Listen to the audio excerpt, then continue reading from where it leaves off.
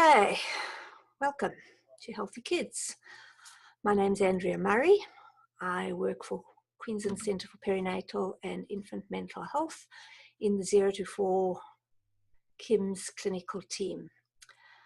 I come from South Africa originally, so I always put that out there so you know what my accent is, so you're not sitting there thinking about, I wonder where she comes from. But I've been here 21 years and I kind of consider myself an Austral African these days. So the title today is Making the Connection, Building Relationships with Children and Families. So I'm going to start off with a little story. The owl babies. So once there were 3 baby owls, Sarah and Percy and Bull. They lived in a hole in the trunk of a tree with their owl mother. The hole had twigs and leaves and owl feathers in it.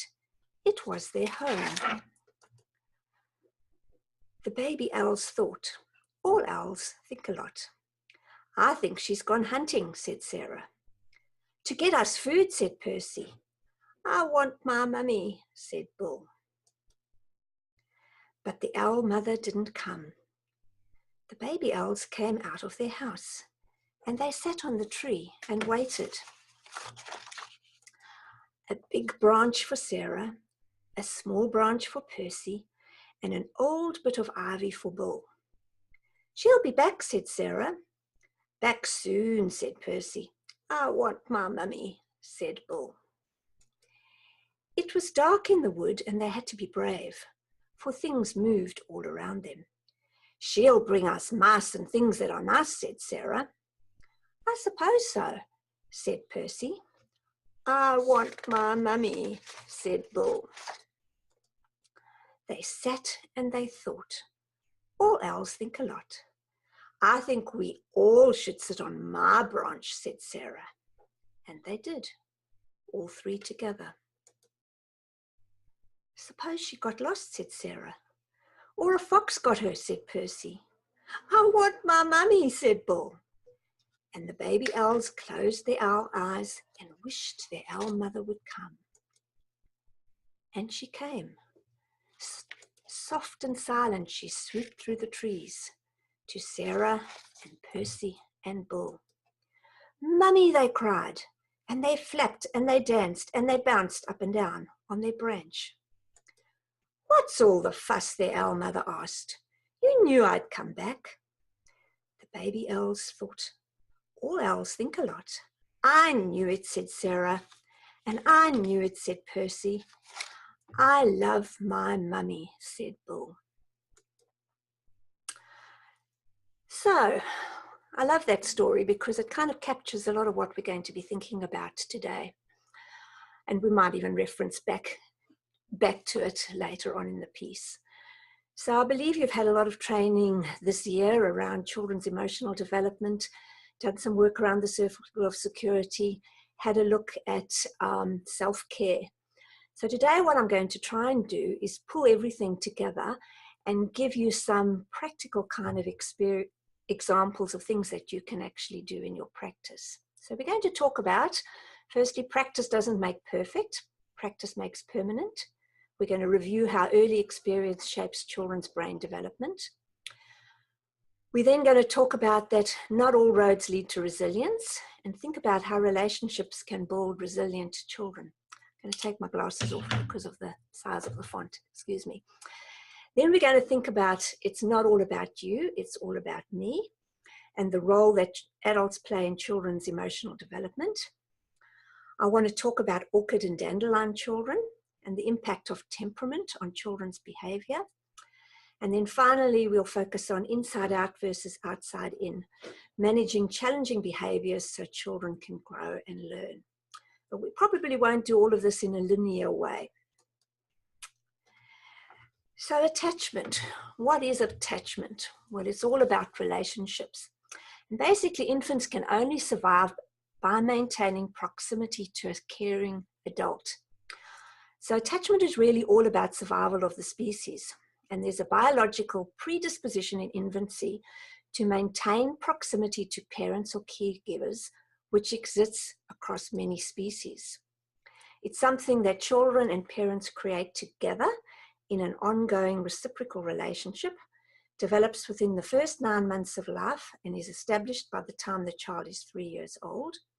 And both mother and child are biologically wired to assist in the formation of the attachment relationship. So there are 3 kind of things that are at play within attachment theory. The first is care-seeking or attachment, and this is driven by the child. It's the instinct to seek proximity to a specific person who will comfort, protect, and organize one's feelings. Attachment basically means wanting to be near, and that term was first coined by the father of attachment theory, John Bowlby, in 1969. So an infant's behavior is organized to maintain that proximity, and this is termed attachment behavior. So a child is biologically predisposed to form the relationships, and as I've said, it's crucial to survival. And Arietta Slade says it takes a lot for a child to not try and form and maintain that relationship.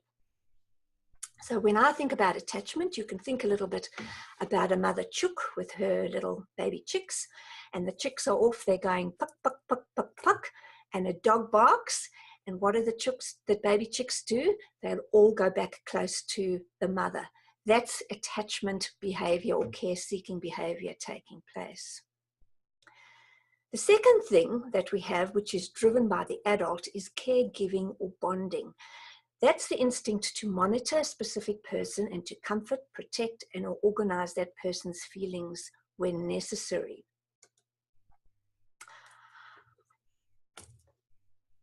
Just to think a little bit about the caregiving and bonding, to give you an example of how we all have that, I was doing some shopping in the supermarket the other day, and there was a child that was very distressed. And what was fascinating was to watch what was happening with the lady who was scanning my groceries and the person behind her. Because as this child started to get more and more vocal, they became more and more dysregulated. And the lady who was scanning my groceries was sort of not actually looking at the groceries, but was scanning over to see where this child in distress was. And the person behind her was then also looking around to see where it was. And the two of them kind of got involved in this conversation. That's that care-seeking bonding that we kind of have, that instinct to look after or to nurture the young. The third one that's important is exploration. That's the instinct to follow one's innate curiosity and desire for mastery when it feels safe to do so. So if you only have attachment, your worldview is going to stay very small, because then the young or the child or the infant's going to stay close. But it's when you have exploration, that's that desire to go out and learn. So exploration is driven by curiosity. The more safe an infant or child feels, the less the fear system is activated. So basically, the safer you feel, the freer your exploration will be. And we will know that even as adults. If you're really stressed, it becomes really difficult to actually learn a new task or to do something new. I remember a couple of years ago when one of my sons, they're all grown up now, had just learned to drive, and I was about to go off for a walk with my sister, when my husband got the phone call that one of them had been in a minor car accident. And he said, it's no problem, he'll go off to go and sort out whatever needed to be sorted. And my sister and I went off for a walk. And we were probably 500 meters down the track. And I actually said to her, I actually can't do this. I actually have to go back because I need to see if everything's okay. So because of my stress, I wasn't actually able to do something new. So when the attachment system, in my case, there is activated, you stop wanting to explore. So secure attachment is thus a precondition of an infant's ability to explore his environment and become autonomous. And that becomes really important, particularly in childcare settings, because if a child doesn't feel safe and secure, then they're not actually able to go out and learn new things and explore their world. So I know Neil talked with you about the circle of security, and that the circle of security is a map that actually kind of helps parents, carers, and educators to recognize and follow children's relationship needs, to know how to be more emotionally available to them, and to create secure opportunities for children to learn and grow. So I'm not going to go into it in great depth, but just to kind of refresh or kind of think that children need to have a secure base and a safe haven. When they have that, then they can actually go out and explore their world. When they, at a given time, however, they need to actually come back and have their emotional cup refilled. So at any given time, children, and as a matter of fact, us as adults, we are either on the top of the circle or on the bottom of the circle. Hopefully, when children are at childcare, they're out at the top of the circle. But there are going to be times while they're there when they're going to be at the bottom of the circle and need to be close. I find it's quite helpful to think a little bit about the meaning, though, behind some of the words. I often say to parents when I run groups, what is the purpose of being a child? And they will often say to me, the purpose of being a child is to have fun. And I will say, no, that's not the purpose of being a child. It's good that children have fun because it's when you're having fun that you learn. But the purpose of being a child is so that you can gain all the skills and knowledge that you need to have to eventually become a functioning, independent functioning adult. So support my exploration, to me, I would almost reframe that, support my gaining all the knowledge and skills that I need to have to eventually become an independent functioning adult. Initially, that circle is quite small, but obviously as a child grows and develops, that circle gets bigger. Small babies kind of explore through their senses. They will look around with their eyes, they will listen and respond and turn their head to noises, and we know that they love touch, and so they will respond to their sensory things. But as they get older and more mobile and independent, obviously that circle gets bigger. In order for that exploration or that learning to happen, again, if we think about what's attachment is about, they need to know that somebody is watching over them. And then from a self-esteem point of view, the delight in me and joy with me comes in. And I'll talk a little bit more about the delight later on in this presentation. The other important thing I think to think about is to be the secure base and safe haven, we need to look at the bottom box, which is what the original developers of the circle used to describe as being everything you need to know about being a parent, and let's say caregiver, in 25 words or less. You always need to be bigger, stronger, wiser, and kind. Whenever possible, follow the child's need, and when necessary, take charge. The thing is that one's not sometimes bigger and stronger and at other times wiser and kind. One actually needs to be bigger, stronger, wise, and kind at the same time. I also used to think that you either followed the child's need or you took charge. But I now realize that even when you're taking charge and supporting children, you are following their need, whatever that might be. And the thing that we talk to our parents in our clinical program is that you take charge when a child is in danger. That's an easy one to think about. You take a charge when a child is distressed, and we'll talk about that when we talk about emotional development. But you also take charge when it's a teaching moment. So, for example, a question that I often get asked is, how do you help a 2-year-old learn how to share? And my response would be, well, if you think about it, if you think about the child is, all behavior has meaning and purpose, and the child is needing to learn everything they need to know to become an independent functioning adult. If we're following their need and they are on the top of the circle and they can't play cooperatively with other children, their need is that they're telling us, well, I haven't yet gained all the skills and knowledge that I need to have to be able to share and play cooperatively. And if you think about sharing and playing cooperatively, that's actually quite a sophisticated thing to do, because to be able to play cooperatively, you need to be able to take turns. To be able to take turns, you need to be able to wait. And waiting is hard, even as an adult. If I want to have my hair cut, I don't want to phone the hair salon and they tell me, well, you have to wait and you can come in 2 weeks' time. I want to go now. So waiting is hard, even more so for a child who doesn't have the thinking skills to be able to override the emotional response that comes with waiting, which is frustration, delayed gratification, disappointment that I can't do it now. Add on to that the language skills of negotiating and explaining your point to view. Supporting my exploration and being able to play cooperatively is a difficult task to do. So if I'm following the child's need, I'm following their need by helping them learn those skills, and I'm taking charge by supporting them to manage their emotions and to learn the skills that they need to have. Okay, so to sum up, infant safety and security develops when caregivers' behavior includes positive interaction and communication. The circle happens through the many adult-child interactions that take place.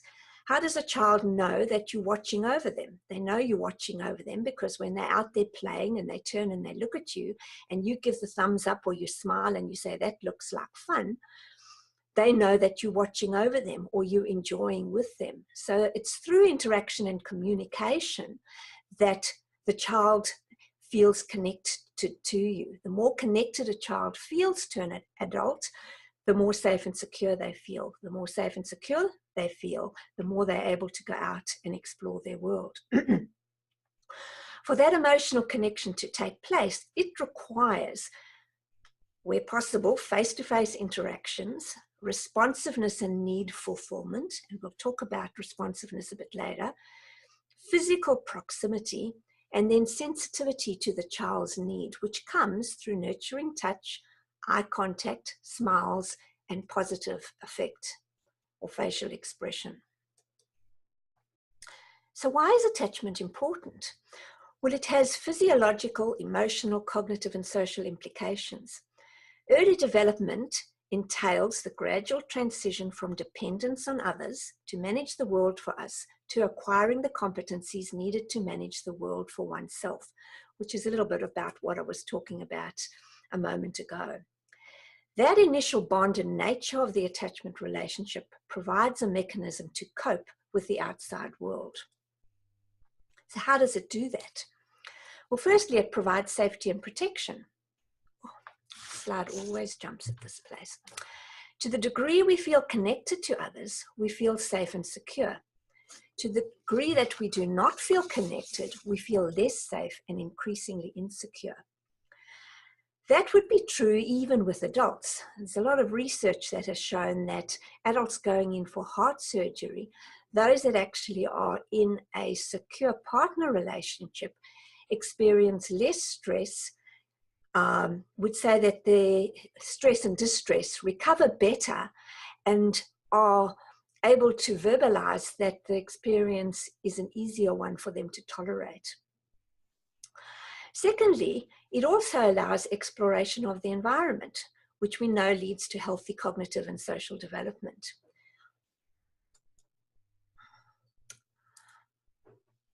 Why is it important? Well, it also develops basic trust and reciprocity.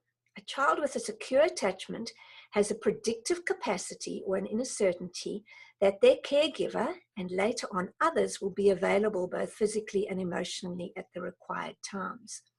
Whereas a child with an insecure or disrupted attachment does not have that inner certainty, and life therefore involves considerable anxiety and mistrust. So this serves then as a template for all future emotional relationships. We talk in my world about internal working models. Those patterns are set down right in these early years. So this is what our brains are wired for, reaching out to and interacting with others. And these days they talk about how, if we're talking about adult mental health and well-being, increasing the social connections in our lives is probably the easiest way to enhance our well-being. So if we're thinking about attachment enabling us to cope with the outside world, having that basic trust and reciprocity enables us to make relationships throughout our lifespan. It also impacts on infant brain development. We know that we're relational beings. Our brain develops optimally only within the context of relationship. So experience shapes brain development, and those connections develop as a result of stimulation. So it's not so much about practice makes perfect, but it's about practice makes permanent. So I always think about those connections. It's a little bit like going out for a bushwalk. And you would know, if you go on a bushwalk, you can see those sorts of tracks where the animals have kind of been, or even where the bushwalkers have been. The more those tracks have been used, the easier it is to follow on that path. If you decide just to take the shortcut, it's much harder because those pathways aren't well developed. So practice or use makes a well-defined connection. So practice makes permanent. Dan Siegel talks about, when one thinks about the nurture-nature argument, that nature actually needs nurture. We're born with potential and capacity, but we actually need nurturing for those connections within our brain to occur. So it becomes really important, those early relationships, for other areas of learning to take place: speech and language, motor development, development of self-regulation, as well as emotional development. And I'm sure you've all seen the slides of the Romanian orphans looking at the big gaps in the development of their brain where they had been provided with physical nurturing, but no emotional nurturing. So the next one, attachment facilitates the development of emotional competence. So emotional competence pretty much encompasses emotional literacy and the capacity to self-regulate. And we know that from a basic biological perspective, the child's neuronal system, including their development of emotional literacy and capacity to self-regulate, is shaped by the parent's more mature brain. Young children will rely on caregivers to support them to understand their experience, but also to manage their own feelings, which is bottom of the circle, organizing their feelings. So the way that I often explain it is, it's a little bit about teaching a child how to pack up their toys. Tiny babies make a lot of mess, but they aren't able to clear any of that away. So the child kind of watches and the adult does it. Then they get to 9, 10 months of age and they love to put things into boxes, and you can put a block in a box and you can say, put the block in the box, and the child and the parent will do that together.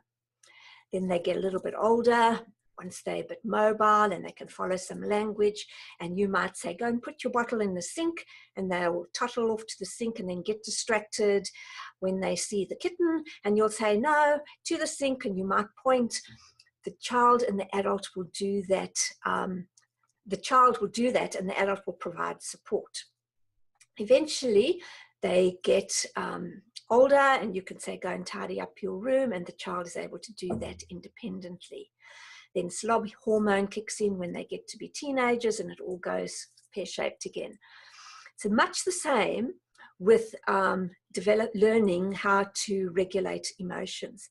Tiny baby can't self-soothe, they can't put themselves to sleep, they can't regulate anything. So the adult does it and the child watches. We refer to a newborn baby as being like an external fetus. And so we talk about external regulation. It happens from the outside. Then they get a little bit older and they might rub their hair or on their dummy, and the parent will pat them. The adult and child will do that together, and we call that co-regulation or being with. Then they'll get a little bit older. You think about a 2-year-old who will fall over and lie at the scene of the crime, and they'll be crying, and you can Sometimes stay where you are and you might say to them, "Oh, you're okay, you fell down." And they'll go, and you'll say, "Up you get." And the child will do it and the adult will watch. That is supporting them, supported regulation. Eventually, they will get to the point where they're able to self-regulate. Some adults, however, never get to that place. The difference between walking and talking and other development is that with emotional development, it's not linear. Once you can walk, you can walk. You just are able to walk faster and maybe add in a little skip or a little jump, and eventually you can run. Same with talking. Once you can talk, you get words, you learn more words, you can use more complex sentences in more complex ways, but you pretty much progress in a linear way. With emotional development and self-regulation, it's more fluid and it flows up and down the scale depending on what's happening at a given time. So a child might be able to sort of self-regulate some of the time, but in other times they're not going to be able to do that. Even with adults, an adult might be able to mostly be able to self-regulate, but in times of stress, they're going to need some support. So I was driving home from work the other day and stopped at the traffic light, and the car in front of me binged into the car in front of that. The first thing that happened was both of them jumped out of their cars with their mobile phone, and they were on their phone. No doubt phoning their secure base safe haven and say, "Oh my goodness, do you know what happened? The car behind me just rode into me," or "I just rode into the car in front of me." That's about supported regulation. Somebody has a car accident and they actually hit somebody and they might be quite distressed. A passerby might come and say, "Come and sit down here. Can I call you something? Have a drink of water," and we'll co-regulate them. We've all seen those, the images of the natural disasters where we had people, for example, during the cyclones or the floods, who were so traumatized and distressed, they actually couldn't think at all, and they needed the workers to actually think for them. External regulation. The important thing to remember is that mostly with the young children, they either require co-regulation or supported regulation. They need the help of an adult. So leaving children to regulate themselves is not actually helping them. Because they actually need the adult's more mature brain to help them do that. And we'll talk about how one does that later on. So the summary of the research of attachment theory and the implications for practice are that we are relational beings and we develop optimally within relationship. To the degree we feel connected to others, we feel safe and secure. To the degree that we do not feel connected to others, we feel less safe and increasingly insecure.